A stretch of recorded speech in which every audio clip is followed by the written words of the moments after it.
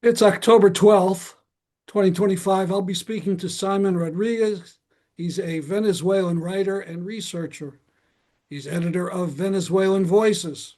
He's based in the Dominican Republic and is co-author of a book in Spanish called Mass Deportations and State of Exception in the Dominican Republic. We won't be talking about the Dominican Republic today. We're talking about Venezuela. Good afternoon. Thank you, Stanley. Good afternoon. So the Nobel Prize Committee gave its Peace Prize to Maria Corina Machado of Venezuela. In its announcement, it hailed her, quote, for her tireless work promoting democratic rights for the people of Venezuela and her struggle to achieve a just and peaceful transition from dictatorship to democracy. What was your reaction on hearing that she won the prize? Well, my first reaction was really, I thought it was humoristic uh, fake news, like The Onion. But then I saw it on several outlets and realized it was true. So there would be many things to say about this, but I think one take about why this came about has to do with who didn't win the Nobel Prize, which has also taken quite a lot of the spotlight, who is the US President Donald Trump. Which adds to the grotesque and comical aspect of all of this. He, for example, received a message from Vladimir Putin from Russia saying he thought that Trump actually deserved the the prize, and Trump was very giving heartfelt thank you to Putin. And even Maria Corina Machado dedicated in her first public reaction, her tweet, she dedicated the prize to Trump himself. So this, to me, it has to do with why Maria Corina Machado was awarded the prize. It was a way of not giving it to Trump while at the same time doing the most similar thing to giving it to Trump, which is to give it to a Trump supporter. Mm. So, who is this woman? Who is this politician? Right. So Maria Corina Machado is the opposition leader in Venezuela who has the most support for the last couple of years at least. Um, and her trajectory is well, it's interesting. She at first was an electoral expert. She was someone who was basically a technocrat dealing with electoral issues, promoting the recall referendum against Chavez in his early years when this figure was incorporated into the Venezuelan constitution. Then she took part in the 2002 coup. She was one of the few signatories of the Carmona decree, by which he um, gave himself full powers as a short-lived dictator in April 2002. She was one of the signatories of that decree. And then, well, she was into electoral politics without too much success for many years, one has to say.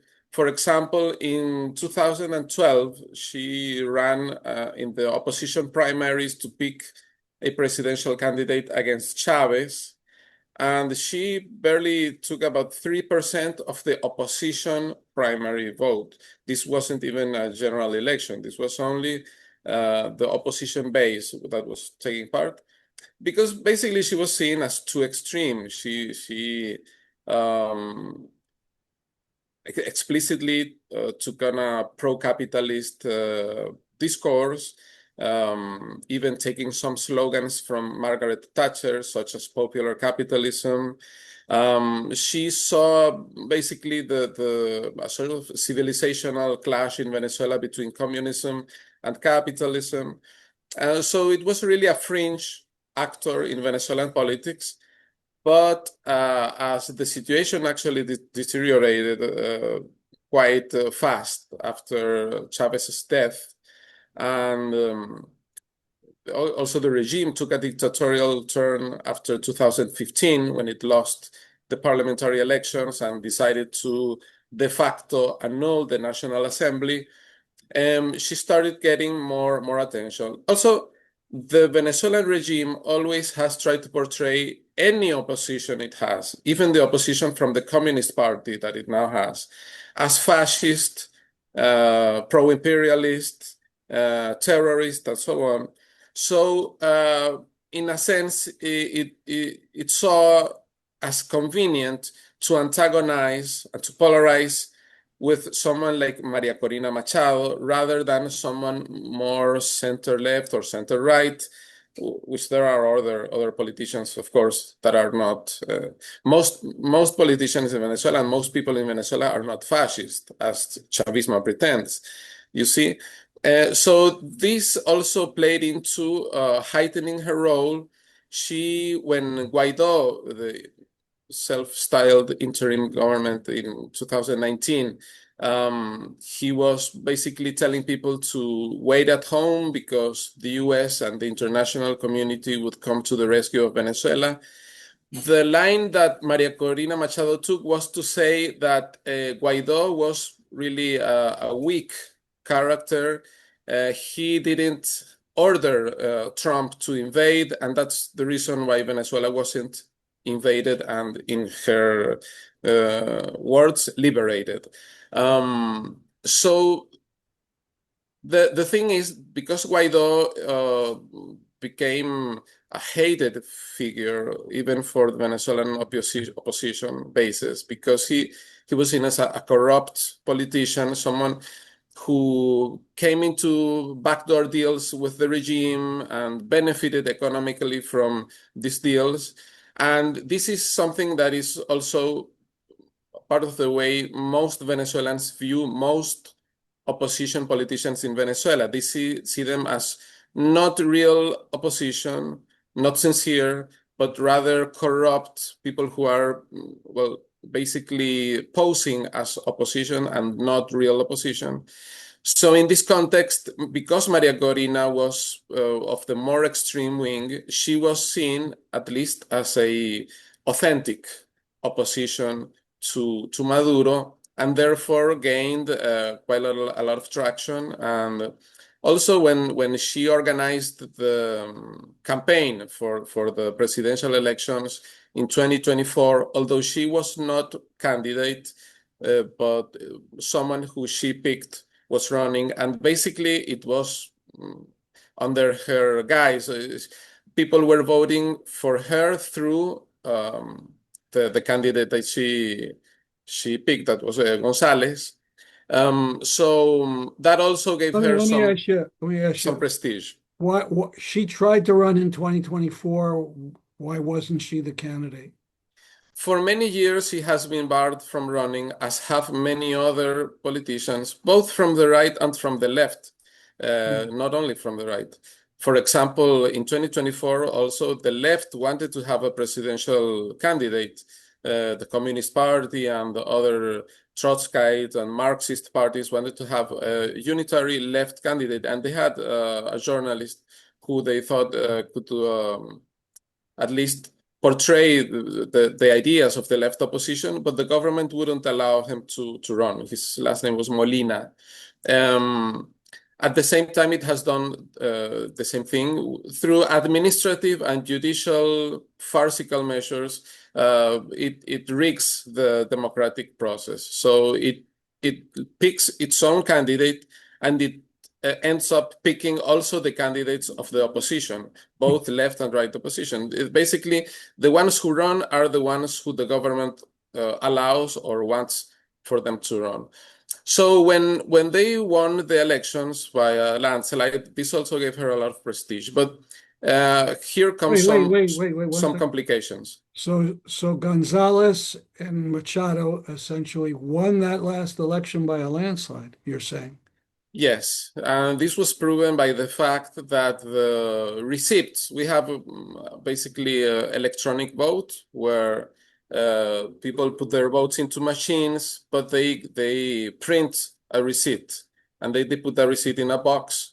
So then you can check if what the machine transmits corresponds to those physical papers that each voter has been, in a sense, a checker of the system, because what you vote for should be printed and then you put it in a box, and then if you count, the count of the papers should correspond to what is electronically transmitted to Caracas, right? So the opposition managed to gather more than 80% of those actas. We say it's like the paper trail of this electronic voting, and the government would not publish the official statistics. In fact, even today, the the vote by vote result, by which I mean how was the result at the level of cities, at the level of states, and even at the level of polling centers. This detailed result has never been published, Wow. and there are even inconsistencies in the numbers that then the government gave. Basically, they rounded up to the decimals, the percentages, to make it like a clean number. So it's beyond any reasonable doubt that the government lost, and therefore it could not provide the detailed result that it would have done in a normal election if it had won. And it also has not been able to prove that the results that the opposition has provided have been in any way falsified, you see? So this also gave her a lot of prestige. This was an idea I want to portray. For the Venezuelan people, it was a feat. For most Venezuelans, anyway, I'm from the left. I don't support Maria Corina, but I understand that she has gained quite a lot of prestige because of this electoral feat. However, one has to say also that after the electoral result, there were mass protests, especially in Caracas and from the popular sectors that used to be the base of Chavismo, and they came out massively to defend the electoral result. And these were spontaneous protests that were not endorsed or called for by Maria Corina Machado. She took basically a step back, and she has evolved into a position that, in my opinion, is similar to that of Guaido when he was advocating a passive approach by the Venezuelan people to the crisis, saying we will be saved by external actors, have faith, pray, have confidence, and wait. And this is, of course, in our opinion, a negative thing, because it destroys the agency of the Venezuelan people. It alienates people from their own power, and also creates false illusions as to the motivations of people like Trump, who have no sympathy, no interest in the democratic rights of the Venezuelan people. He has proven it more than enough by the treatment he gives to Venezuelan migrants in the US, by the war crimes he's committing in the Caribbean by bombing civilian boats. And basically, I mean, it's also the story of his first term. He imposed sanctions. He was flirting with the idea of invading Venezuela, but in the end, he is only pursuing his own personal interest and the interests of his very near people, and he But cares before nothing we, for democratic rights in Venezuela. okay, before we leave Machado, what is her relationship with Israel and Netanyahu in particular? Yeah, so this is an important question because it provides background to how she positions herself internationally. She was invited last year to the summit of the far right in Europe, which is called Patriots, which are basically the Trumpists in Europe. It was hosted by the Vox party in Spain. Hmm. Viktor Orban from Hungary was there. Javier Milei sent a recorded message, and Machado sent a recorded message where she said She shared the values of this European extreme right. She understood that they were on a civilizational quest and so on. So she shares these ideas. Netanyahu's party, which is the Likud, was also participating in the Patriots Summit as an observer party. And Maria Corina Machado's party, which is called Vente Venezuela, has also institutional ties with the Likud. Also, Maria Corina has not hid her support for Netanyahu and his genocidal campaign in Gaza. She has said if she were in government, she right away would move the Venezuelan embassy, not only restore relations, which are currently broken, but move the embassy to Jerusalem, which is a form of recognizing the illegal annexation of Jerusalem by the Zionist regime. So she is ideologically, in fact, quite aligned with these far-right sectors. Now, you mentioned the boats that were sunk by the U.S. Why don't we talk a bit about that now? I think it's up to four boats that were run by Venezuelans. Trump's people say they're boats of drug smugglers and that merely capturing them won't stamp out drug smuggling. What do you say about that? Well, first of all, to put this in how does it relate to Venezuelan politics.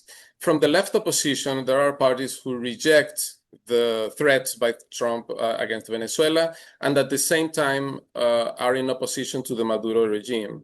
And I think if we go back to what happened, for example, when there was a widespread opposition to the US invasion of Iraq, many of the people who opposed that invasion were not sympathizers of Hussein, nor denied his numerous crimes, nor denied the fact that he was a dictator, but knew that the motivations of the US to invade were imperialist motives, and therefore it was necessary to oppose it. We oppose Trump's threats against Venezuela and this politics of militarizing the Caribbean and using lethal force against civilians in international waters. We think this is very dangerous, not only for Venezuela, but for the whole region. And in this, we stand in stark contrast to the attitude of Maria Corina and the right-wing opposition, who support and endorse fully this policy of the United States.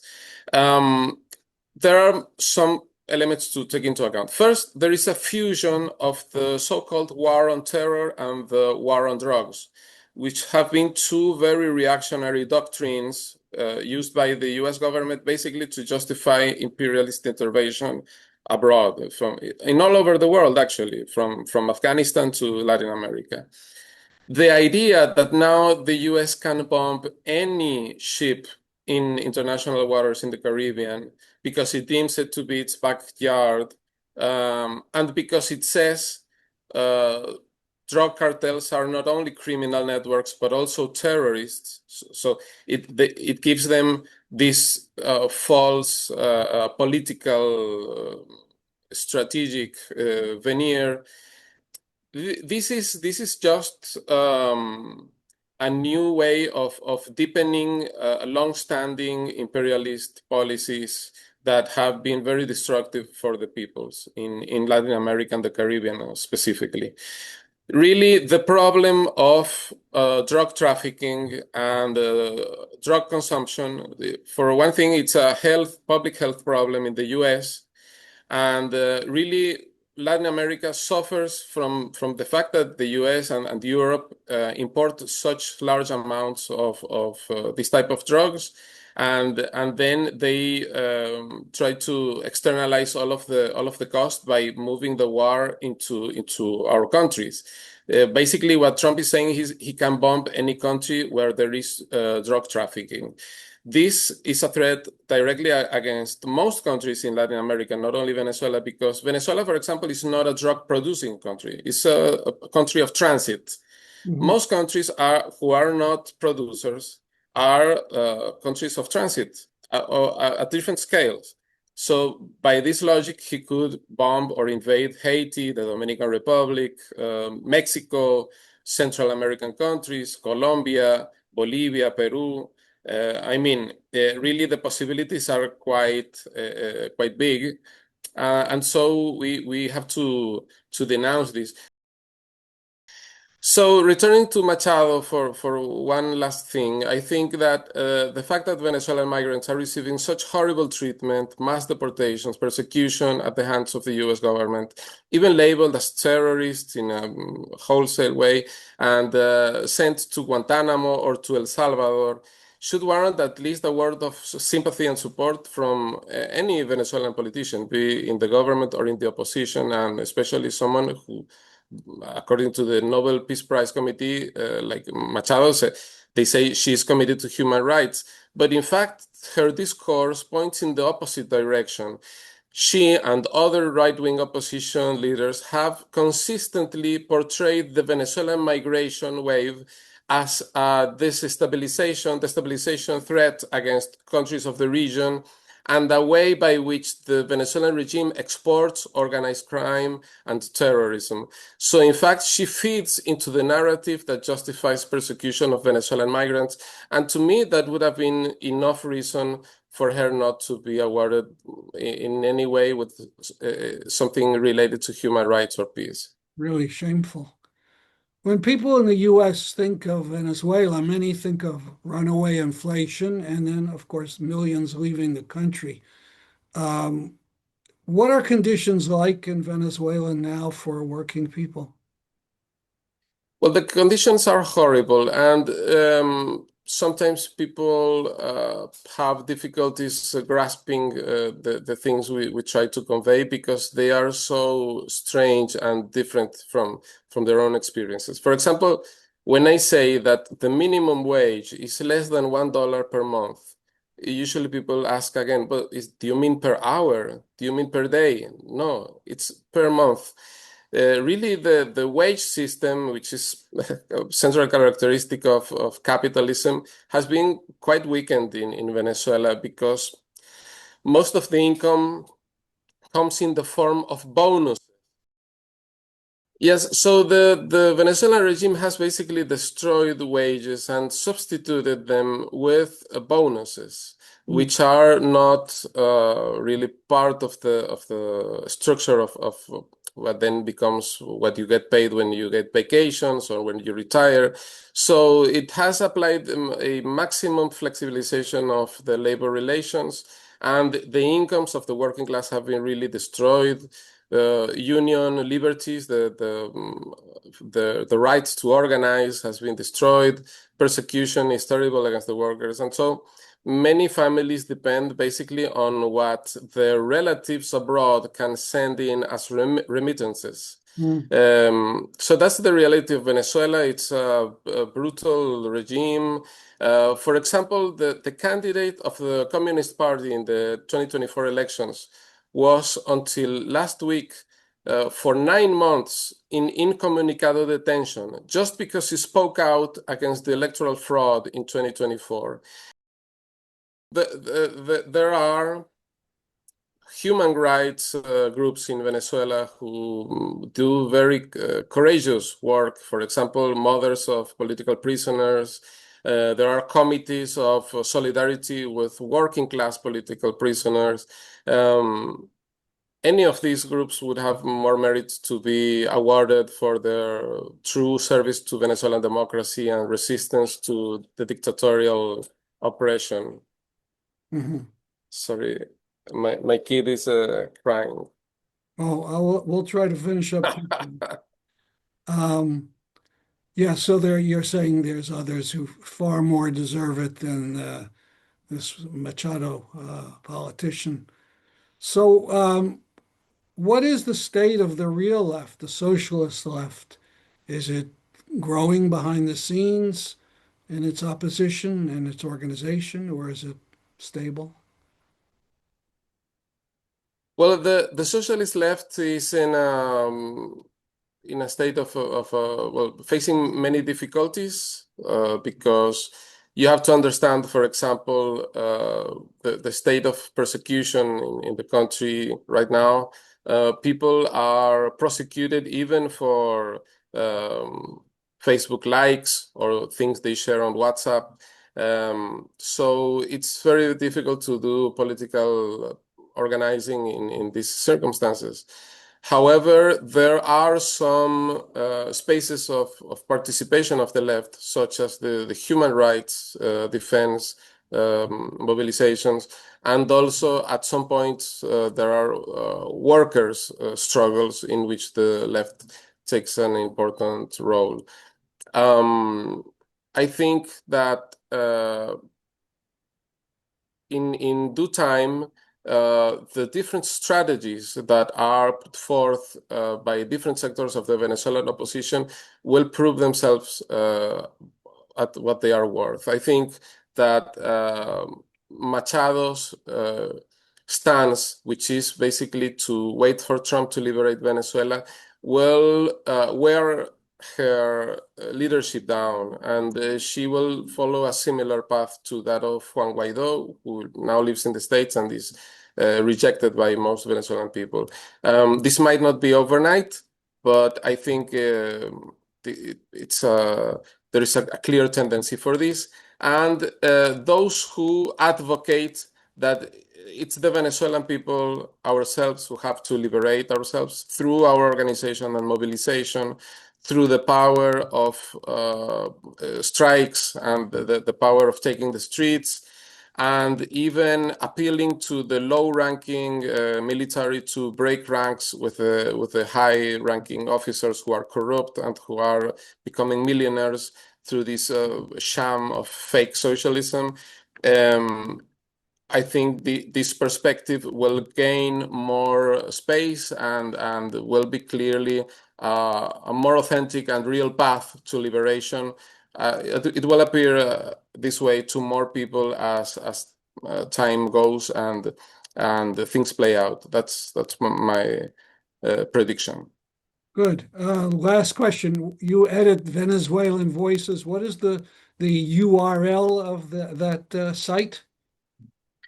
Yes, it can be read at venezuelanvoices.org, and we try to translate from Spanish into English sources which are rarely known in English. And so intellectuals, political parties, activists from the independent sectors and from left opposition sectors can be read there. So I would encourage people to do so. And in general, well, to try to avoid the false binary between the Maduro government, which is quite ultra-conservative, is quite reactionary, and represents a sector of the new bourgeoisie, the bourgeoisie that has emerged through corruption and through managing the state in the last 25 years, and the old traditional bourgeoisie represented by Machado. These are two bourgeois sectors. They have different histories, different origins, but nonetheless, they both defend the capitalist system, and we defend a perspective of workers and people's rights. Well, thank you very much for this interview. Thank you.